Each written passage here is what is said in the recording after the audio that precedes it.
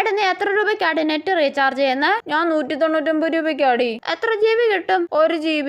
ഈ 1 GB നിനക്ക് ഒരു ദിവസം മുതലാവുന്നുണ്ടോടി? ഇല്ലടി, ഒന്ന് ഇൻസ്റ്റാഗ്രാം യൂട്യൂബ് എടുക്കുമ്പോ തന്നെ തീരുവടി. ആണെന്ന് എനിക്കും ഒരു സിനിമ പോലും ഡൗൺലോഡ് ആക്കാനുള്ള MB കിട്ടുന്നില്ല അല്ലേടി? ആണെന്നേ. എടി നീ ഇതുപോലെ അമൃത മിക്കി പെങ്കി. എന്താടി ലൂസി, എന്താ കാര്യം? എടി ലൂസി നീ കാര്യം പറയടി. എടി കോളേജിന്റെ വൈഫൈ പാസ്വേഡ് കിട്ടി.